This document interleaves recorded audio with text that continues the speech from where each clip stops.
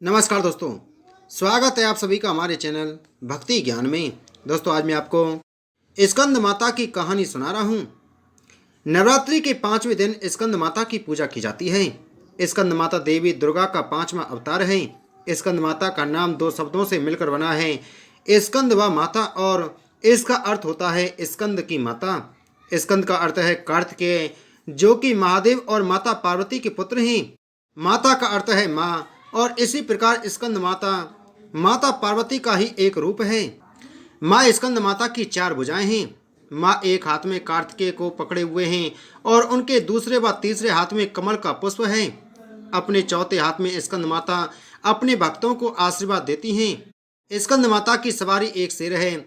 स्कंद माता विशुद्धि चक्र की अधिष्ठात्री देवी हैं। विशुद्धि चक्र हमारे गले के उभरे हुए भाग के ठीक नीचे स्थित होता है।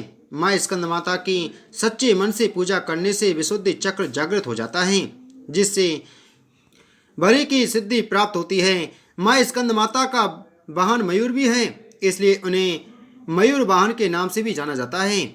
उनका वर्ण यानी त्वचा का रंग शुभ्र है। माता हमेशा कमल पर विराजित रहती हैं और इसलिए वह प्रज्ञासना देवी के रूप में भी मानी और पूजी जाती हैं। माँ स्कंद माता का मन पूर्ण रूप से लौकिक और संसारिक बंधनों से दूर रहता है।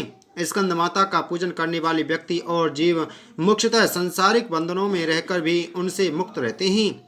माँ दुर्गा के स्कंद माता अवतार की ऐसी मान्यता है कि माता सती द्वारा अपना देह त्यागने के बाद भगवान शिव ने खुद को सजा देने के लिए स्वयं को संसारिक बंधनों से दूर कर लिया था और एक तपस्वी के रूप में पहाड़ों के बीच कड़ी सर्दी में तपस्या करने चले गए थे। इसी दौरान तारकासुर और सूर्यपदयन नाम के 2 राक्षसों ने देवताओं पर हमला कर दिया। उस वक्त देवताओं की मदद करने के लिए कोई भी नहीं था। तारकासुर और सूर्यपदयन नाम के दोनों राक्षसों को ब्रह्मा जी द्वारा यह वरदान प्राप्त था कि उन्हें मारने के लिए शिवजी की संतान को ही आना पड़ेगा।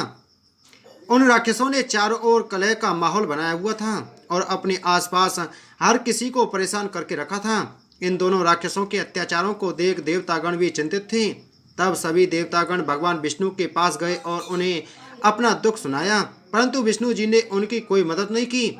विष्णु जी से मदद न मिलने पर देवताओं ने नारद जी के पास जाने का सोचा।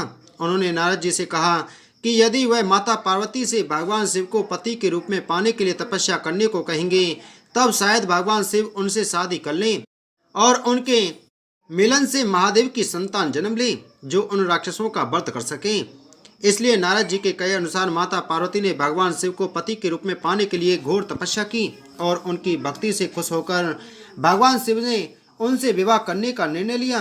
विवाह के पश्चात माता पार्वती और भगवान शिव की ऊर्जा से एक बीज का जन्म हुआ। बीज के अत्यधिक गर्म होने के कारण उसे अग्निदेव को सरवाना नदी में सुरक्षित रखने के लिए सौंप दिया गया। अग्निदेव भी उसकी गर्मी सह नहीं पाए, इसलिए उन्होंने उस बीज को गंगा को सौंप दिया, जो उसे आखिर में सरवाना झील में ले गई, जहां माता पार्वती पहले से ही पानी के रूप में मौजूद थीं और उस बीज को धारण करते ही वह गर्भवती हो गईं। कुछ समय पश्चात कार्तिकेय ने अपने 6 मुखों के साथ जन्म लिया। कार्तिकेय के जन्म के बाद उन्हें तारकासुर और सूर्यपद्मन का विनाश करने के लिए तैयार किया गया। सभी देवताओं ने मिलकर उन्हें अलग अलग तरीके का ज्ञान दिया और राक्षसों से लड़ने के लिए उन्हें महत्वपूर्ण शस्त्र भी दिए। आखिर में कार्तिकेय ने सभी राक्षसों का वध कर दिया। इसी कारण माँ दुर्गा को स्कंद माता यानी कार्तिकेय की माता के रूप में जाना जाता है। देवी दुर्गा के 5वें स्वरूप में स्कंद माता की पूजा की जाती है। उन्हें अत्यंत दयालु माना जाता है। कहते हैं कि देवी दुर्गा का यह स्वरूप मातृत्व को परिभाषित करता है। कहते हैं कि संतान सुख की प्राप्ति के लिए माता की पूजा के साथ ही उनके मंत्र की आराधना भी विशेष फलदायी होती है। पहाड़ों पर रहकर संसारिक जीवों में नव चेतना का निर्माण करने वाली स्कंद माता नवरात्रि में 5वें दिन इस देवी की पूजा अर्चना की जाती है। कहते हैं कि इनकी कृपा से मूड भी ज्ञानी हो जाता है।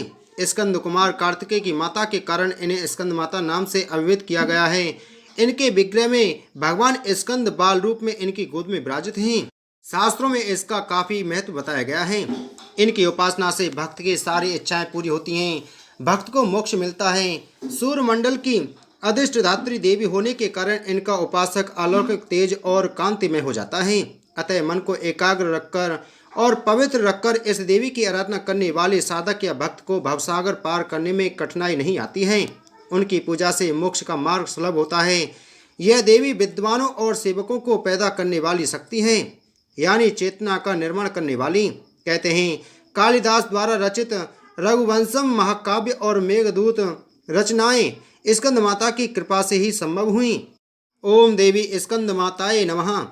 ओमकार स्वरूप स्कंद माता, जो कि अपने भक्तों की समस्त इच्छाओं को क्षण भर में पूर्ण कर देने वाली हैं, उनके चरणों में बारंबार नमस्कार हैं। स्कंद माता की उपासना से बाल रूप स्कंद भगवान की उपासना स्वयं हो जाती है। माँ स्कंद माता की उपासना से उपासक की समस्त इच्छाएं पूर्ण हो जाती हैं। हमें भी स्कंद माता की शरण प्राप्त हो, यही प्रार्थना करनी चाहिए। बोले स्कंद माता की जय।